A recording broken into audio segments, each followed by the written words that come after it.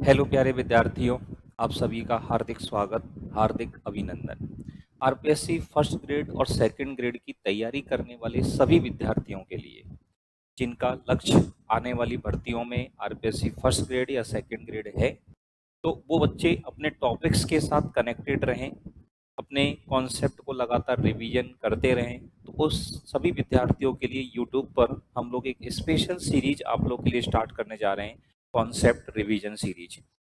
इस concept revision series के अंतर्गत हम लोग क्या करेंगे, छोटे छोटे कॉन्सेप्ट के माध्यम से, ठीक है, छोटे छोटे वीडियोज के माध्यम से हर टॉपिक के कॉन्सेप्ट्स को बिल्ड करने की कोशिश करेंगे, ठीक है ना। और टेलीग्राम पर हमने जो है वो डीपीपी प्रोग्राम भी हमने स्टार्ट कर दिया है, तो हमारा टेलीग्राम चैनल का लिंक डिस्क्रिप्शन में दिया हुआ है, वहाँ से आप टेलीग्राम चैनल को ज्वाइन करके रखिएगा। ये सारी पीपीटीज भी आपको वहाँ पर अवेलेबल करवा दी जाएंगी, ठीक है। चलिएगा, तो स्टार्ट करते हैं अपना आज का सबसे पहला टॉपिक। हमने ग्रुप थ्योरी का लिया है और ग्रुप थ्योरी को हम लोग छोटे छोटे पार्ट्स में छोटे छोटे वीडियोज के माध्यम से समझेंगे। और आज के इस वीडियो के अंदर हम बाइनरी ऑपरेशन का जो कॉन्सेप्ट है वो समझने वाले हैं कि बाइनरी ऑपरेशन का कॉन्सेप्ट क्या है, ठीक है। तो बाइनरी ऑपरेशन का कॉन्सेप्ट क्या है, किसी समुच्चय ए के किन्हीं दो अवयवों पर कोई संक्रिया करें और उसका रिजल्ट भी उसी सेट के अंदर से आए, तो ऐसे ऑपरेशन को, उस संक्रिया को क्या कहा जाता है, बाइनरी ऑपरेशन कहा जाता है। मतलब बाइनरी ऑपरेशन क्या है, एक तरह का एक ऐसा ऑपरेशन है जिसे किसी सेट ए के किन्हीं दो एलिमेंटों पर किया जाए, उनके किसी सेट ए के कोई भी दो एलिमेंट्स के ऊपर अप्लाई किया जाए, तो आने वाला जो रिजल्ट है, आने वाला जो परिणाम है, वो भी उसी सेट के अंदर से निकल करके आए, तो उस ऑपरेशन को क्या कहा जाएगा, उस ऑपरेशन को कहा जाएगा मेरे भाई बाइनरी ऑपरेशन, द्विआधारी संक्रिया, ठीक है। कुछ एग्जाम्पल्स के माध्यम से इसको समझने की कोशिश करते हैं, ठीक है ना। क्या मतलब है इसका, जो बाइनरी ऑपरेशन होता है उसको जनरली हम लोग स्टार से रिप्रेजेंट करते हैं। बाइनरी ऑपरेशन जो है वो किससे रिप्रेजेंट करते हैं, स्टार से रिप्रेजेंट करते हैं। कई जगह आपको स्टार की जगह ओ भी लिखा हुआ मिलेगा, कई जगह आप लोगों को गोले के अंदर प्लस जो है ये भी लगा हुआ मिलेगा, और भी कई तरह के सिंबल्स मिल सकते हैं, लेकिन जनरली जो सिंबल यूज किए जाते हैं उनकी बात अपन यहाँ पर कर रहे हैं।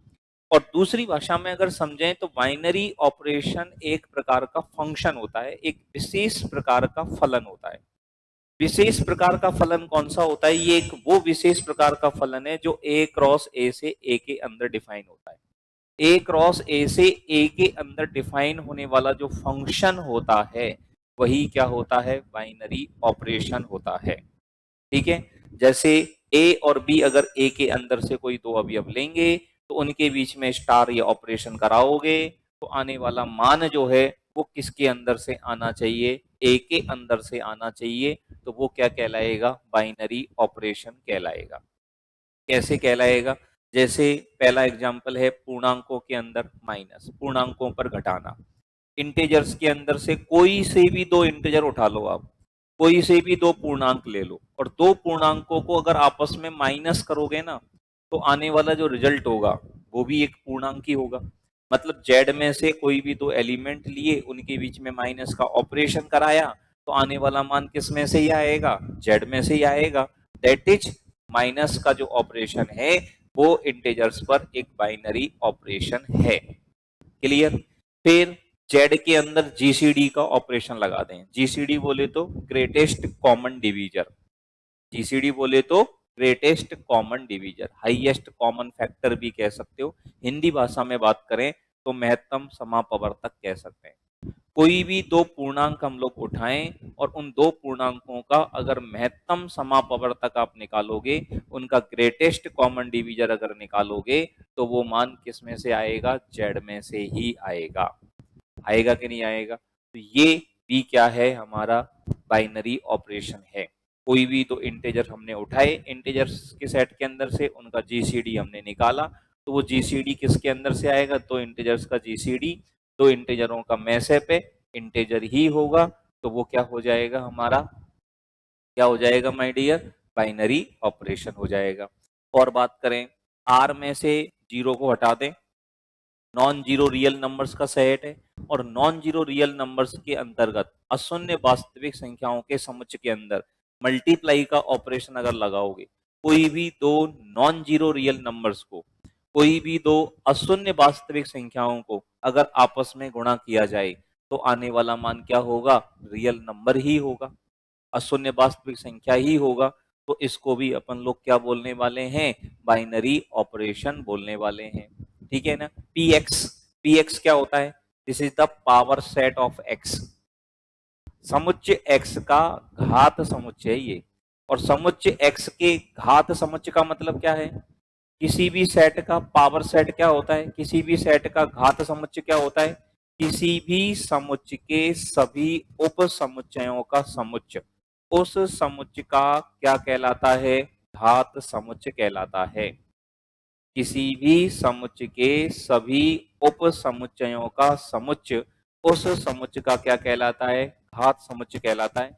अब कैपिटल एक्स के घात समुच्चय में से, मतलब कैपिटल एक्स के कोई भी दो सबसेट अपन लें और उनके बीच में अगर यूनियन का ऑपरेशन कर दिया जाए, मतलब कैपिटल एक्स के दो सबसेटों को आपस में अगर यूनियन करोगे तो आने वाला मान भी कैपिटल एक्स का ही एक सबसेट होगा। मतलब पीएक्स के दो अवयवों के बीच में यूनियन का ऑपरेशन कराओगे तो वो पीएक्स के अंदर से ही आएगा। तो ये भी आपका एक क्या हो गया भाई? बाइनरी ऑपरेशन हो गया। हो गया कि नहीं हो गया? ठीक है। बाइनरी ऑपरेशन का मतलब भी यही है कि उस सेट के अंदर से कोई से भी दो एलिमेंट उठाएं, उनके बीच में वो ऑपरेशन कराया जाए तो आने वाला मान उसी सेट के अंदर से आना चाहिए। ठीक है। फिर हमने पी एक्स लिया, कैपिटल एक्स के घात समुच्चय, और उसके अंदर सिमेट्रिक डिफरेंस, ये ऑपरेशन कौन सा है? सम्मित अंतर, सिमेट्रिक डिफरेंस। सिमेट्रिक डिफरेंस क्या होता है? दो सेट हैं कैपिटल ए और कैपिटल बी, तो उनका सिमेट्रिक डिफरेंस क्या होगा? ए माइनस बी और बी माइनस ए दोनों का यूनियन। या फिर यूं कह सकते हो कि ए और बी के यूनियन में से दोनों के कॉमन एलिमेंटों को हटा दो। ठीक है ना? जैसे अपन बात करें कि ये हमारे पास एक सेट ए है और ये हमारे पास एक सेट बी है, this is set A, this is set B. तो ए और बी का जो सिमेट्रिक डिफरेंस होगा उसमें कॉमन वाला हिस्सा नहीं आएगा, बाकी सारा पोर्शन आ जाएगा। ए माइनस बी और बी माइनस ए का यूनियन कर दो, या ए यूनियन बी में से दोनों का जो कॉमन पार्ट है, दोनों का जो इंटरसेक्शन है, उसको क्या कर दो? आप हटा दो। ठीक है। अब कैपिटल एक्स के कोई भी दो सबसेट लोगे, उनका सिमेट्रिक डिफरेंस निकालोगे तो कैपिटल एक्स का ही एक सबसेट आएगा। जैसे देखो, हमने एक 1, 2 एक सेट लिया, एक 2, 3 हमने सेट लिया। अब इन दोनों का अगर अपन यू सिमेट्रिक डिफरेंस निकालें तो दोनों में कॉमन कौन है? दो, तो दो नहीं आएगा, बस उसमें कौन आ जाएगा? 1, 3, और ये भी एक्स पी एक्स के अंदर ही बिलोंग करेगा। Okay my dear. इसी तरह से बी एक्स, यहाँ पे बी एक्स हमने किसके लिए लिखा है? बी एक्स लिखा है एकई की आच्छादक फलनों का समुच्चय। कैपिटल एक्स कोई सेट है और कैपिटल एक्स से कैपिटल एक्स पर कई सारे एकई की आच्छादक फलन परिभाषित किए जा सकते हैं। फंक्शंस के अंदर अपन बात करें तो कैपिटल एक्स से कैपिटल एक्स पर कई सारे एकई की आच्छादक फलन हम क्या कर सकते हैं? डिफाइन कर सकते हैं, परिभाषित कर सकते हैं। तो कैपिटल एक्स पर जितने भी एकई की आच्छादक फलन डिफाइन हो सकते हैं, कैपिटल एक्स पर जितने भी बाइजेक्टिव फंक्शंस, एकई की आच्छादक को अंग्रेजी भाषा में बोलते हैं बाइजेक्टिव फंक्शन, या one one onto function, उन सभी एकई की आच्छादक फलनों, उन सभी बाइजेक्टिव फंक्शंस का जो सेट होता है उसे हम bx से रिप्रेजेंट कर सकते हैं। और उनके बीच में कंपोजिशन का ऑपरेशन हमने लगा दिया, संयुक्त फलन, कंपोजिट फंक्शन। और हम जानते हैं, ये बात आप लोग अच्छे से समझते हो, कि दो एकई की आच्छादक फलनों का अगर कंपोजिशन करोगे, उनका अगर संयुक्त फलन निकालेंगे तो वो भी एक एकई की आच्छादक फलन ही आएगा। तो 1, 1 on 2 फंक्शंस का कंपोजिशन 1, 1 on 2 फंक्शन ही होता है। इसका मतलब px के कोई भी दो अवयवों के बीच में कंपोजिशन का ऑपरेशन करोगे तो आने वाला मान bx में से ही आएगा। So this is also a binary operation. तो बाइनरी ऑपरेशन को कुछ एग्जाम्पल्स के माध्यम से हमने यहाँ पर समझने की कोशिश की। What is the binary operation?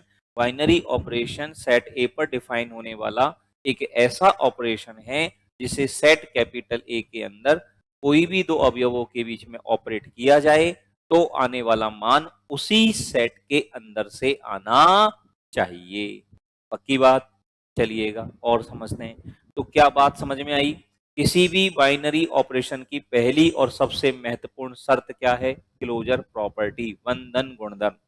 Binary operation उसे तभी माना जाता है जब वो क्लोजर प्रॉपर्टी को फॉलो करे, मतलब आने वाला मान उसी सेट में से होना चाहिए। बाइनरी ऑपरेशन को जनरली ए क्रॉस ए से ए के रूप में निरूपित किया जाता है। मतलब बाइनरी ऑपरेशन क्या चीज है मेरे भाई? ए क्रॉस ए से ए में डिफाइन होने वाला एक फंक्शन ही है। ए क्रॉस ए से ए में डिफाइन होने वाला जो फलन होता है वही बाइनरी ऑपरेशन कहलाता है। तो क्या बात समझ में आई? यदि किसी समुच्चय पर की गई संक्रिया में परिणाम उसी समुच्चय का अवयव हो तो इसका मतलब है वो बाइनरी ऑपरेशन है। और अगर समुच्चय के किन्हीं भी दो अवयवों के बीच में संक्रिया कराने पर परिणाम समुच्चय से बाहर चला जाए, परिणाम सेट से बाहर चला जाए, तो वो बाइनरी ऑपरेशन नहीं होगा। Then this will not be binary operation. उसी सेट के अंदर से एलिमेंट आ रहा है तो वो बाइनरी ऑपरेशन है, और रिजल्ट अगर उसके बाहर चला गया तो वो बाइनरी ऑपरेशन आपका नहीं होगा। पक्की बात? चलिएगा अब बाइनरी ऑपरेशंस की संख्या देखो, इसके छोटे छोटे से सूत्र हैं, इनको अपन समझ भी लेंगे कैसे कैसे ये फॉर्मूले बनते हैं। कोई भी सेट है, मान लो कैपिटल ए कोई सेट है, और कैपिटल ए सेट के अंदर टोटल एलिमेंट्स की संख्या कितनी है? एन है। तो सेट कैपिटल ए पर डिफाइन होने वाले टोटल बाइनरी ऑपरेशंस कितने होते हैं? कुल बाइनरी ऑपरेशनों की संख्या कितनी होती है? एन की पावर एन स्क्वायर। एन की पावर एन स्क्वायर होती है। क्यों होती है? इस बात को अगर आप समझना चाहो तो ऐसे समझ सकते हो। मान लो ये हमारे पास ए क्रॉस ए है, ठीक है, और ये हमारे पास ए है। अब ए क्रॉस ए से ए में जितने फंक्शन डिफाइन होंगे उतने ही तो ए पर बाइनरी ऑपरेशन बनेंगी। मानते हो कि नहीं? अब मान लीजिएगा सेट ए पर फंक्शंस कौन कौन से हैं? सेट, अब ए में एन एलिमेंट हैं, तो ए क्रॉस ए में कितने एलिमेंट होते हैं? एन स्क्वायर एलिमेंट होते हैं। कितने एलिमेंट होंगे? A n square, a one a two a three dot dot dot dot a n square. और इसमें कितने एलिमेंट होंगे? एन एलिमेंट होंगे। इनको b one b two b three dot dot dot b n लिख दिया। अब पहले फंक्शन का मैपिंग कितने प्रकार से कर सकते हो? एन प्रकार से। दूसरे की मैपिंग कितने प्रकार से कर सकते हो? एन प्रकार से। तीसरे की मैपिंग एन प्रकार से। अब ये कितनी बार आएगा? एन स्क्वायर बार आएगा।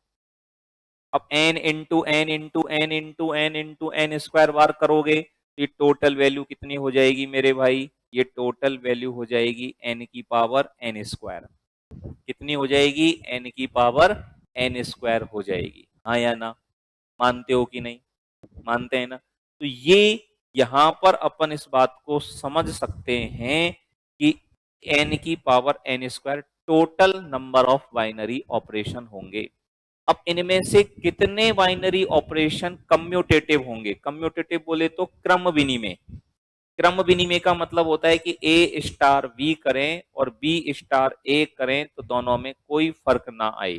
क्रम बदलने से ऑपरेशन की वैल्यू पर कोई फर्क ना पड़े तो वो ऑपरेशन हमारा क्या कहलाता है? कम्यूटेटिव बाइनरी ऑपरेशन कहलाता है। क्रम विनिमय द्विआधारी संक्रिया कहलाती है। और किसी सेट के अंदर, सेट कैपिटल ए के अंदर number of elements small n है, उसमें अवयवों की संख्या स्मॉल एन है, तो क्रम विनिमय द्विआधारी संक्रियाओं की संख्या, क्रम विनिमय द्विआधारी संक्रियाएं कितनी होंगी मेरे भाई? ये होंगी एन की power n into n plus one बटे दो। समुच्चय कैपिटल ए के अंदर कुल अवयवों की संख्या स्मॉल एन है, तो क्रम विनिमय द्विआधारी संक्रियाओं की संख्या कितनी हो जाएगी? एन की power n into n plus one बटे दो हो जाएगी। क्यों हो जाएगी? इस बात को अगर अपन समझना चाहें, इस बात को और गहराई में अगर अपन देखना चाहें तो यहाँ पे देखो 1 2 3 डॉट डॉट डॉट एन हो जाएगा, सेट ए हो गया। यहाँ बाइनरी ऑपरेशन करेंगे 1 2 3 4 डॉट डॉट डॉट डॉट और यहाँ पे इधर एन हो गया। अब इनमें अपन बाइनरी ऑपरेशन अपन ने किया, 1 1 हो गया, फिर 1 2 हो गया, 1 3 हो गया, डॉट डॉट डॉट डॉट इधर 1 एन आ जाएगा, इधर 2 1 हो गया, फिर ये 3 1 हो गया, ये 4 1 हो गया। ठीक है ना, इस तरीके से ये पूरा सारणी आप भरोगे तो इसके अंदर टोटल एलिमेंट्स कितने हैं, कुल अवयव कितने हैं, एन स्क्वायर। इसके जितने भी सबसेट बनते हैं उसके आधार पर ही तो है। तो यहां एक बात समझें, इसमें से अगर इनको छोड़ दो, एन की पावर एन स्क्वायर एलिमेंट है ये, ठीक है ना, इनको अगर अपन हटा दें तो ये कितने रह जाएंगे, एन की पावर इसमें से एन स्क्वायर माइनस एन हो जाएंगे। कितने रह जाएंगे, एन स्क्वायर माइनस एन, और एन स्क्वायर माइनस, अब इसमें जो ऊपर है वही नीचे, रिजल्ट सेम आना चाहिए, मतलब जो 1 2 का मान है वही 2 1 का मान आएगा, तो रिजल्ट आधे रह जाएंगे। तो इसका कर दिया हमने आधा, इसका क्या कर दिया, आधा। ठीक है ना, इसके क्या कर दिया, आधा। ये ए में जो रिजल्ट, किसका रिजल्ट क्या हो सकता है वो अपन सेट कर रहे हैं। अब आधा कर दिया, अब इसमें बीच वाले तो 1 1 2 2 3 3, उनमें तो क्रम का कोई मतलब है ही नहीं ना, तो प्लस क्या कर देंगे, एन। अब इसको जब सॉल्व करते हो तो ये एन इंटू एन प्लस 1/2 आ जाता है। अब ये एन की पावर में लिखा जाता है, कहाँ लिखा जाता है, एन की पावर में इसको लिखा जाता है। क्यों लिखा जाता है वो बात अपन ने इधर समझ ही ली। ठीक है ना, उस बात को आपको इधर मैंने समझाया था, एन की पावर एन स्क्वायर कुल बाइनरी ऑपरेशन हुए। ठीक है ना, इनमें से क्रम विनिमय बाइनरी ऑपरेशन कितने रहे, एन की पावर में एन इंटू एन प्लस 1/2, ये क्रम विनिमय द्विआधारी संक्रियाएं हो गई।